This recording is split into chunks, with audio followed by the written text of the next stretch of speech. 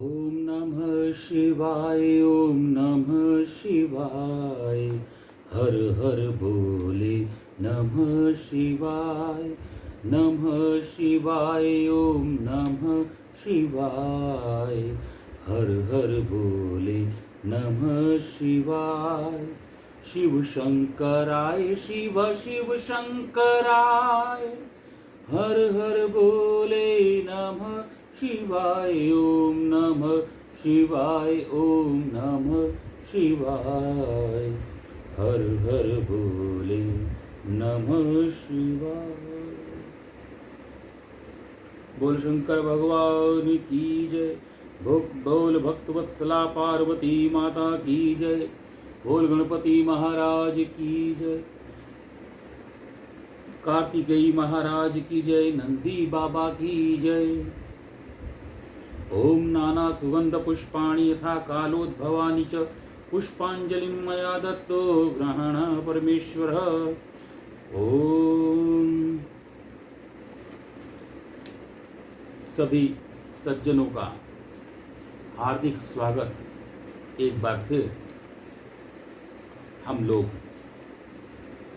विद्येश्वर संहिता शिव महापुराण का उसका सेवन कर रहे हैं और उसमें हम आज 18वें अध्याय का सेवन करेंगे।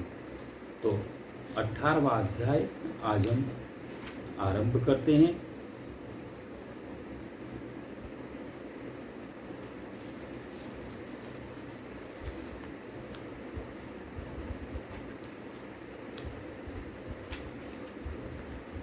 अठारहवें अध्याय का बंधन और मोक्ष का विवेचन, शिव पूजा का उपदेश, लिंग आदि में शिव पूजन का विधान, भस्म के स्वरूप का निरूपण और महत्व, शिव एवं गुरु शब्द की व्युत्पत्ति तथा भस्म धारण का रहस्य। ऋषि बोले, सर्वज्ञों में श्रेष्ठ सूत जी, बंधन और मोक्ष का स्वरूप क्या है, हमको यह बताइए। सूत जी ने कहा, मरीषियों, मैं बंधन और मोक्ष स्वरूप का, मोक्ष के उपाय का वर्णन करूंगा, तुम आदर पूर्वक इसको ध्यान से सुनो।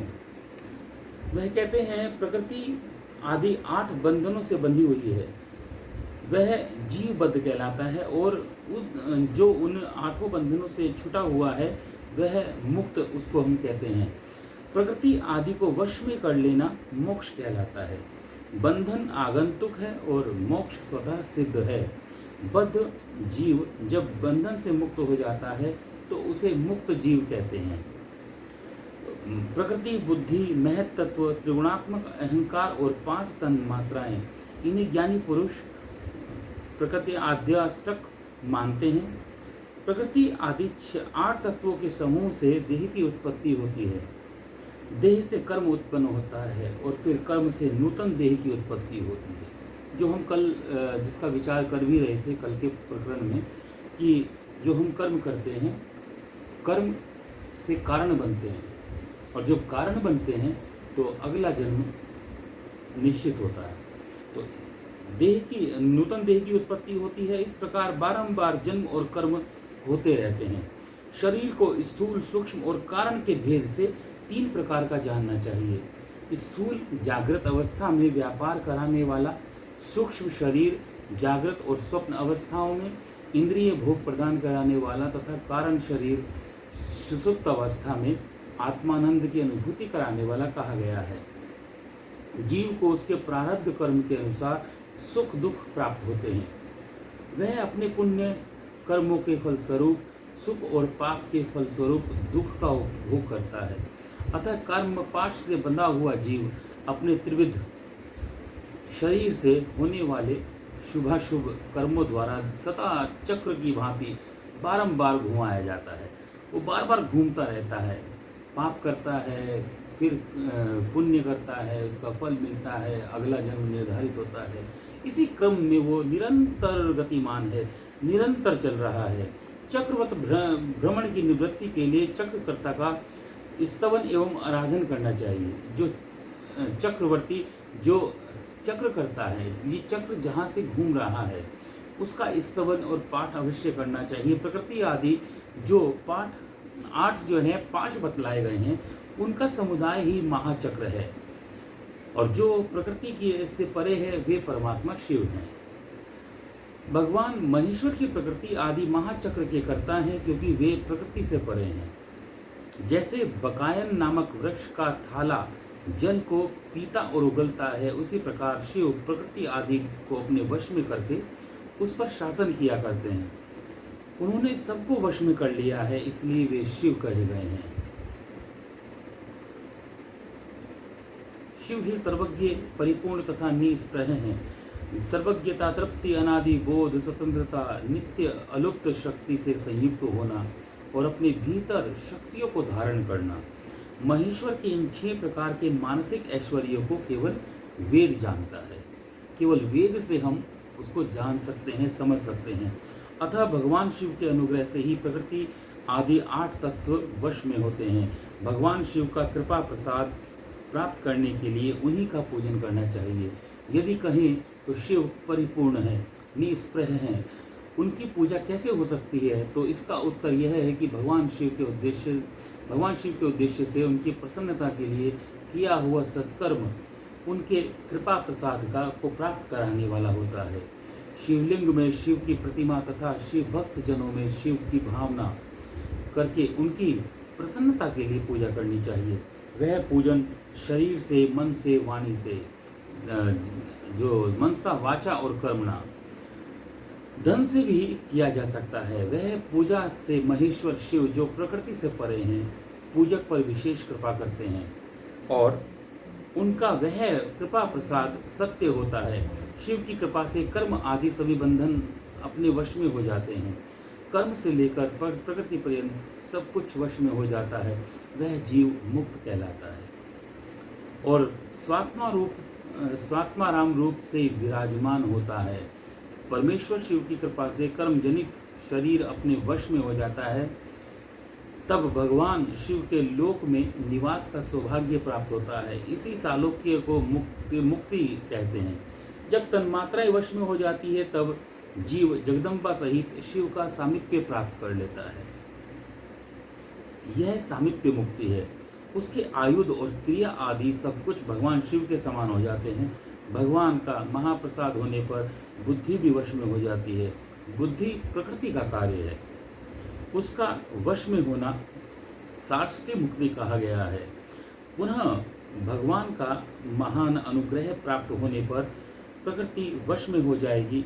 उस समय भगवान शिव का मानसिक ऐश्वर्य बिना यत्न के ही प्राप्त हो जाता है। सर्वज्ञ और तृप्ति आदि जो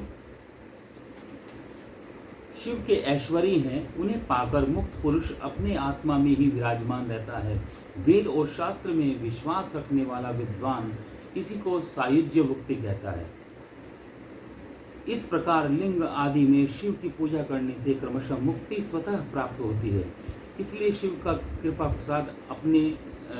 प्रसाद करने के लिए तत्संबंधी क्रिया द्वारा उन्हीं का पूजन करना चाहिए। शिव क्रिया, शिव तप, शिव मंत्र, शिव जप, शिव ज्ञान, शिव ध्यान, इसके लिए सदा उत्तरोत्तर अभ्यास बढ़ाना चाहिए। प्रतिदिन प्रातः काल से रात सोते समय तक, जन्म काल से मृत्यु पर्यंत सारा समय भगवान शिव के चिंतन में ही बिताना चाहिए। सद्योजातादि मंत्र तथा नाना प्रकार के पुष्पों से भगवान शिव की पूजा करनी चाहिए। वह व्यक्ति, वह साधक शिव को ही प्राप्त होगा, इसमें कोई संशय नहीं। ऋषि उवाचः, उत्तम व्रत का पालन करने वाले सूर्य जी लिंग आदि में शिव जी की क्या पूजा का विधान है, यह भी हमें बताइए। सूर्य जी कहते हैं, द्विजो, मैं लिंगों के क्रम का यथावत वर्णन कर रहा हूँ, आप लोग सुनिए। वह प्रणव ही समस्त अभीष्ट वस्तुओं को देने वाला प्रथम लिंग है। उस सूक्ष्म प्रणव स्वरूप समझो। सूक्ष्म लिंग निष्कल होता है और स्थूल लिंग सकल होता है। पंचाक्षर मंत्र को ही स्थूल लिंग कहते हैं। उन दोनों प्रकार के लिंगों का पूजन तप कहलाता है और दोनों ही लिंग जो है साक्षात मोक्ष प्रदायक हैं। पौरुष लिंग और प्रकृति लिंग के रूप में बहुत से लिंग हैं। उन्हें भगवान शिव ही विस्तार पूर्वक बता सकते हैं, दूसरा कोई नहीं जानता। प्रकृति के विकारभूत जो लिंग ज्ञात हैं, वह उनको मैं तुम्हें बता रहा हूँ। उनमें स्वयंभू लिंग प्रथम है तथा बिंदु लिंग तीसरा, प्रतिष्ठित लिंग चौथा, चर लिंग पांचवा, चौथा और पांचवा गुरु लिंग है। देवर्षियों की तपस्या से संतुष्ट हो उनके समीप प्रकट होने के लिए पृथ्वी के अंतर्गत बीज रूप से व्याप्त हुए भगवान शिव वृक्षों के अंकुर की भांति भूमि को भेद कर नाद लिंग के रूप में भी व्यक्त हुए हैं। वे स्वतः व्यक्त हुए शिव ही स्वयं प्रकट होने के कारण स्वयंभू नाम धारण करते हैं। ज्ञानी जन उन्हें स्वयंभू लिंग के रूप में जानते हैं। स्वयंभू लिंग की पूजा से उपासक का ज्ञान स्वयं ही बढ़ने लगता है। सोने चांदी आदि के पत्र पर, भूमि पर अथवा वेदी पर हाथ से लिखित जो शुद्ध प्रणव मंत्र रूप लिंग है उसमें तथा मंत्र का आलेखन करके उसमें भगवान शिव की प्रतिष्ठा और आह्वान करें। ऐसा बिंदु नादमय लिंग स्थावर और जंगम दोनों प्रकार का होता है। उसमें शिव का दर्शन भावनामय है। ऐसा निसंदेह कहा जा सकता है। जिसको जहाँ भगवान शंकर के प्रकट होने का विश्वास है उसके लिए वे वही प्रकट होकर उसे अभिष्ट फल प्रदान करते हैं। अपने हाथ से लिखे हुए यंत्र में अथवा अकृत्रिम स्थावर आदि में भगवान शिव का आवाहन करके 16 उपचारों से उनकी पूजा करें। ऐसा करने से साधक स्वयं ही ऐश्वर्य प्राप्त कर लेता है। इस साधना के अभ्यास से उसको ज्ञान प्राप्त होता है। देवता और ऋषियों ने आत्मसिद्धि के लिए अपने हाथों से वैदिक मंत्र के उच्चारण शुद्ध मंडल में शुद्ध भावना द्वारा उत्तम शिवलिंग की स्थापना की है। उसे पौरुष लिंग कहते हैं। यदि वही प्रतिष्ठित लिंग कहलाता है।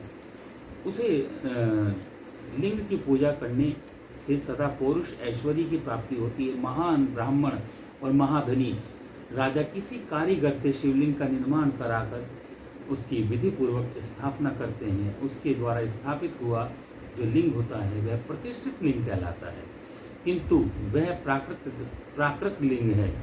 इसलिए प्राकृत ऐश्वर्य भोग को नित्य ही देने वाला है। ऐश्वर्य वह शक्तिशाली है और नित्य है। उसे पौरुष कहते हैं। जो दुर्बल और अनित्य होता है वह प्राकृत कहलाता है। लिंग, नाभि, जिह्वा, नासाग्र भाग और शिखा के क्रम से कटी हृदय और मस्तक तीनों स्थानों में जो लिंग की भावना की गई है उसे आध्यात्मिक लिंग को ही चरलिंग कहते हैं। पर्वत को पौरुष लिंग बताया गया है और भूतल को विद्वान व्यक्ति प्राकृत लिंग मानते हैं। वृक्ष आदि को पौरुष लिंग जानना चाहिए और गुल्म आदि को प्राकृत लिंग। साठी नामक धान्य को प्राकृतिक लिंग मानना चाहिए और शाली और अगहनी एवं गेहूं को पौरुष लिंग। अनिमा आदि 8 सिद्धियों को देने वाला जो ऐश्वर्य है उसे पौरुष ऐश्वर्य जानना चाहिए। सुंदर स्त्री तथा धन आदि विषयों की आसक्त पुरुष प्राकृत ऐश्वर्य कहते हैं। चर लिंगों में सबसे प्रथम रस लिंग का वर्णन किया गया है। रस लिंग ब्राह्मण को सारी अभिष्ट वस्तु प्रदान करने वाला है। शुभ कारण बाण लिंग क्षत्रियों को महान राज्य की प्राप्ति कराने वाला है। सुवर्ण वैश्यों का महाधनपति का पद प्रदान करने वाला है तथा सुंदर शिवलिंग शूद्रों को महाशुद्धि देने वाला है। स्फटिक लिंग तथा बाण लिंग सब लोगों को उनकी समस्त कामनाएं प्रदान करता है। अपना न हो तो दूसरे का स्फटिक या बाण लिंग भी पूजा के लिए निषिद्ध नहीं है। स्त्रियों विशेषतः सद्भाव के लिए पार्थिव लिंग की पूजा का विधान है।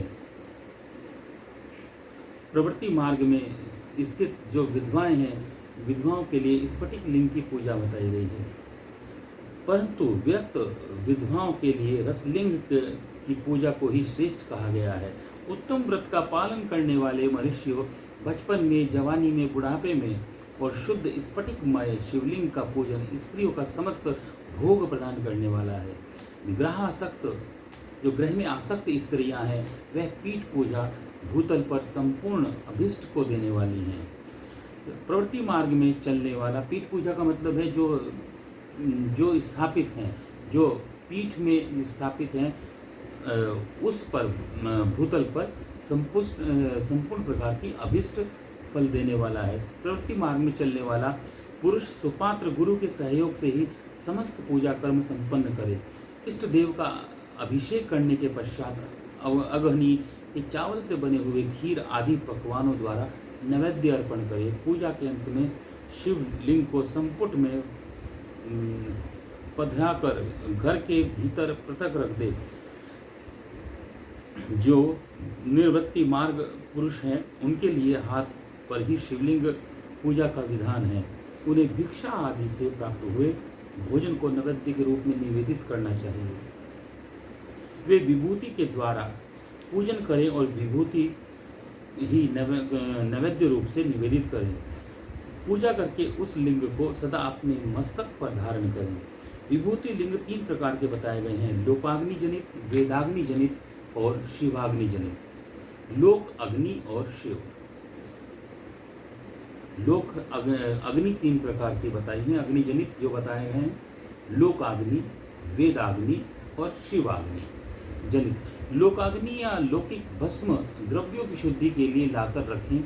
मिट्टी, लकड़ी और लोहे के पात्रों की, धान्यों की, तिल की, द्रव्यों की, वस्त्रों की, परिशुद्ध वस्तुओं की, इसी प्रकार से भस्म से ये शुद्ध किए जाते हैं। कुत्ते आदि से दूषित हुए पात्रों की भी भस्म से ही शुद्धि मानी गई है। जो भी कोई अगर हमारा जो जिसको हम अशुद्ध मानते हैं तो भस्म द्वारा वह शुद्ध माना गया है। शिव पुराण में यह इसका स्पष्ट उल्लेख है कि किसी प्रकार की भी कोई अशुद्धि हो तो वो हम भस्म से उसको हम शुद्ध कर सकते हैं। मंत्र और क्रिया से जनित होम कर्म है वह अग्नि में भस्म रूप धारण करता है। जो भी हम हवन करते हैं, हवन के बाद जो भस्म तैयार होती है शिव की पूजा में, तो वो भस्म को जो हम धारण करने का जो उसका स्वरूप है वो बहुत ही शुद्ध और पवित्र माना गया है। और उसका धारण करने का स्वरूप क्या है? भस्म को धारण करने से वह कर्म आत्मा में आरोपित हो जाता है। अघोर मूर्तिधारी शिव का जो अपना मंत्र है उसे पढ़कर बेल की लकड़ियों को जलाएं। बिल्व की लकड़ियों को जलाएं। मंत्र से अभिमंत्रित अग्नि को शिवाग्नि कहा गया है। उसके द्वारा जले हुए काष्ठ का जो भस्म तैयार होता है, जो लकड़ी की भस्म बनती है, वह शिवाग्नि जनित कहलाती है। कपिला गाय के गोबर अथवा गाय मात्र के गोबर से जो हम उपला जो जिसे बोलते हैं, हम उपले पे भी इसको शिव मंत्र को जप कर सकते हैं और होम कर्म उस पर भी कर सकते हैं। आगे बताया गया है, गाय के गोबर को शमी, पीपल, पलाश, बड़, अमलतास और बेल, इनकी लकड़ियों से भी हम शिवाग्नि कर सकते हैं। वह शुद्ध भस्म शिवाग्नि जनित मानी गई है। तथा कुश की अग्नि में शिव मंत्र के उच्चारण काष्ठ को जलाएं।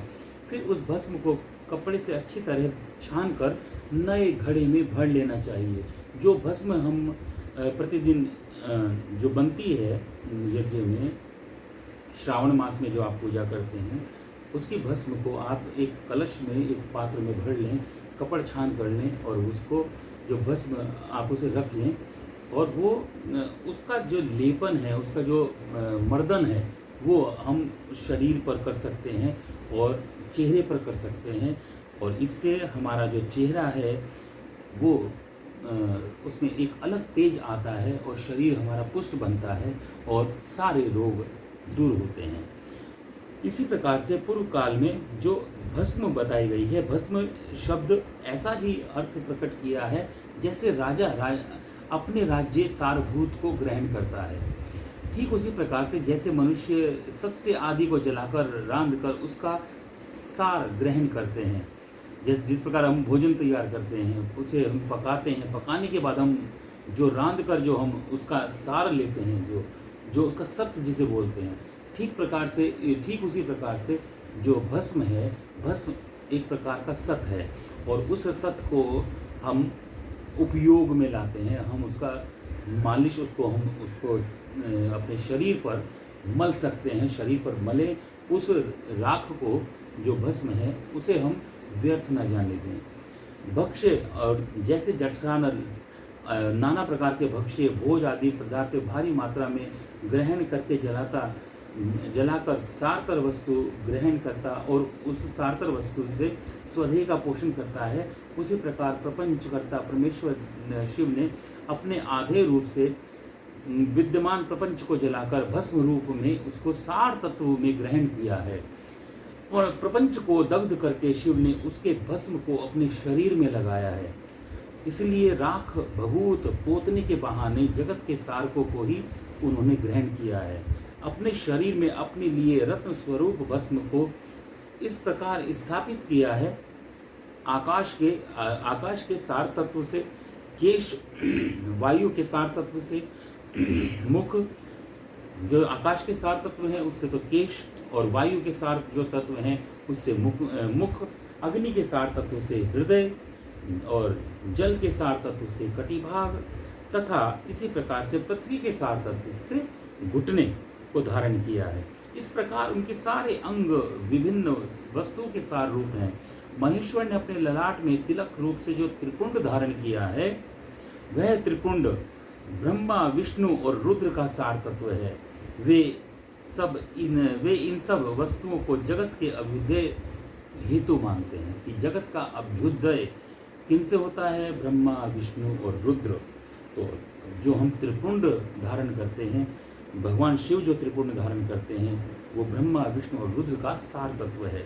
प्रपंच के सार सर्वस्व को अपने वश में किया है तथा इन्हें अपने वश में करने वाला कोई और दूसरा नहीं है। जैसे समस्त मृगों का हिंसक मृग सिंह कहलाता है और उसकी हिंसा करने वाला दूसरा कोई मृग नहीं है, अतएव उसे सिंह कहा गया है। शकार का अर्थ है नित्य सुख एवं आनंद, इकार का अर्थ है पुरुष और वकार का अर्थ है अमृत स्वरूप शक्ति। जो इन सब का सम्मिलित रूप ही शिव कहलाता है कि जहाँ पर नित्य सुख है, आनंद है, जहाँ पर पुरुष है, जहाँ पर अमृत स्वरूपा शक्ति विराजमान है, माँ भगवती भी साथ में विराजमान है, वही सबका सम्मिलित रूप शिव कहलाता है। अतः इस रूप में भगवान शिव को अपनी आत्मा मानकर उनकी पूजा करनी चाहिए। अतः पहले अपने अंगों में भस्म मलें, फिर ललाट में उत्तम त्रिपुंड धारण करें, और पूजा काल में सजल भस्म का उपयोग होता है और द्रव्य शुद्धि के लिए निर्जल भस्म का। गुणातीत परम शिव राजस और आदि सविकार गुणों का अवरोध करते हैं, दूर हटाते हैं। इसलिए वे सबके गुरु रूप का आश्रय लेकर स्थित हैं। गुरु विश्वासी शिष्यों के 3 गुणों को पहले दूर करके फिर उन्हें शिव तत्व का बोध कराते हैं, इसलिए वह गुरु कहलाते हैं। जिनको जो तत्व का बोध कराते हैं, जो शिव तत्व का बोध कराएं, वह गुरु है। जो हमारे भीतर से, हम में से कल्याण की भावना को जागृत करे, दूसरे शब्दों में कल्याण की भावना को जागृत करे कि जो जीवन है ये परमार्थ है, जीवन स्वार्थ नहीं है, जीवन परमार्थ है, और कल्याण के रूपी, कल्याण अर्थात शिवत्व जागृत करे, वह गुरु कहलाता है। जो आपको आपके भीतर से ही आपके गुणों को निखारता है, वही शिव है, वही गुरु है। गुरु की पूजा परमात्मा शिव की ही पूजा है। गुरु के उपयोग से बचा हुआ सारा पदार्थ आत्मशुद्धि करने वाला होता है। गुरु की आज्ञा बिना उपयोग में लाया हुआ सब कुछ वैसा ही है जैसे चोरी करके लाई हुई वस्तु का उपयोग हम करते हैं। ठीक उसी प्रकार से गुरु भी विशेष ज्ञानवान पुरुष मिल जाए तो उसे भी यत्नपूर्वक गुरु बना लेना चाहिए। अज्ञान रूपी बंधन से छूटना ही जीव मात्र के लिए साध्य पुरुषार्थ है। अतः जो विशेष ज्ञानवान है वही जीव उस बंधन से छुड़ा सकता है। जन्म और मरण द्वंद्व को भगवान शिव की माया ने ही अर्पित किया है। जो दोनों को ही शिव की माया को ही अर्पित कर देता है, वह फिर शिव के बंधन में नहीं पड़ता, वह फिर शरीर के बंधन में नहीं पड़ता। जब तक शरीर रहता है तब तक जो क्रिया के अधीन है वह जीवबद्ध कहलाता है। स्थूल, सूक्ष्म और कारण, तीनों शरीरों को वश में कर लेने पर जीव मोक्ष हो जाता है। जब तीनों कारणों को उसने अपने वश में कर लिया, स्थूल को, सूक्ष्म को और कारण को, तो वह मोक्ष की तरफ जाता है। ऐसा ज्ञानी पुरुष का कथन है। माया चक्र के निर्माता भगवान शिव ही परम कारण है। वे अपनी माया के दिए हुए द्वंद्व का स्वयं ही परिमार्जन करते हैं। अतः द्वंद्व, शिव के द्वारा कल्पित हुआ द्वंद्व उन्हीं को समर्पित कर देना चाहिए। जो शिव की पूजा में तत्पर हो वह मौन रहे, आयुष्यम ते मौनम भूयात, जब मौन व्यक्ति रहता है उससे आयु बढ़ती है। सत्य आदि गुणों से संयुक्त हो तथा क्रिया, तप, ज्ञान, जप और ध्यान में एक एक करके अनुष्ठान करते रहें। ऐश्वर्य, दिव्य शरीर की प्राप्ति, ज्ञान का उदय, ज्ञान का निवारण और भगवान शिव के सामीप्य का लाभ, ये क्रमशः क्रिया आदि के फल हैं। निष्काम कर्म करने से अज्ञान का निवारण हो जाता है। वह शिव भक्त पुरुष उसके यथोक्त फल को पाता है। शिव भक्त पुरुष देश, काल, शरीर और धन के अनुसार यथा योग्य क्रिया आदि का अनुष्ठान करता है। न्यायोपार्जित उत्तम धन से निर्वाह करते हुए वह विद्वान पुरुष शिव के स्थान में निवास करे। जीव हिंसा आदि से रहित और अत्यंत क्लेश शून्य जीवन बिताते हुए पंचाक्षर मंत्र के जप से अभिमंत्रित अन्न और जल को सुखपूर्वक माना गया है। अथवा कहते हैं कि दरिद्र पुरुष के भिक्षा से प्राप्त हुआ अन्न ज्ञान देने वाला होता है। शिव भक्त को ही भिक्षान्न प्राप्त हो तो वह शिव भक्ति बढ़ाता है।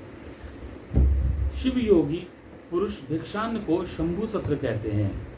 जिस किसी भी उपाय से जहाँ कहीं भी भूतल पर शुद्ध अन्न का भोजन करते हुए सदा मौन भाव से रहें और अपने साधन का रहस्य किसी पर भी प्रकट न करें। भक्तों के समक्ष ही शिव के महात्म्य को प्रकाशित करें। जानते हैं दूसरा नहीं, शिव के रहस्य को भगवान शिव ही समझते हैं, शिव ही जानते हैं। जो शुभम करोति शंकर है, जो सदा कल्याण करने वाला है, जो भगवान शिव की कृपा जिन पर होती है वह शिव स्वरूप होते हैं। और शिव की कृपा जिन पर होती है, शिव साधनाशील हैं। और जितने भी उनके शिष्य हैं, जितने भी उनके साधक हैं, वो साधना यदि करते हैं तो जहाँ पर साधना होती है, जप होता है, तप होता है, जहाँ पर ध्यान होता है वहाँ पर ज्ञान आता है, और जहाँ पर ज्ञान होता है वहाँ पर वैराग्य होता है। जैसा कि पिछले उसमें बताया गया कि भगवान शिव के दो पुत्र माने गए हैं, ज्ञान और वैराग्य। जहाँ पर ज्ञान आएगा वहीं पर वैराग्य आएगा, और जब वैराग्य आएगा तो वहीं पर विषयों का विकार समाप्त होगा, और विषय का विकार समाप्त होगा तो हम मुक्ति की ओर अग्रसर होंगे, मुक्ति की ओर जाएंगे। तो आज का ये प्रकरण 18वां अध्याय आज पूर्ण हुआ। कल पार्थिव लिंग निर्माण की रीति तथा वेद मंत्रों द्वारा उसके पूजन की विस्तृत एवं संक्षिप्त विधि का हम वर्णन करेंगे, सेवन करेंगे विद्येश्वर संहिता में। आज के लिए इतना ही। ओम। उत्तराखंड में लगा के आसन बैठे थे कैलाशपति, अमरनाथ ने अमर कथा जब कही सुने थे पार्वती। उत्तराखंड में लगा के आसन बैठे थे कैलाशपति, अमरनाथ ने अमर कथा जब कही सुने थे पार्वती। अमर कथा का बड़ा महत्तम है जो कोई सुनने पाए, श्रवण किए से होए अमर वो फिर नहीं मरने पाए। उत्तराखंड में लगा के आसन बैठे थे कैलाशपति, अमरनाथ ने अमर कथा जब कही सुने थे पार्वती। ओम नमः शिवाय, नमः शिवाय, ओम नमः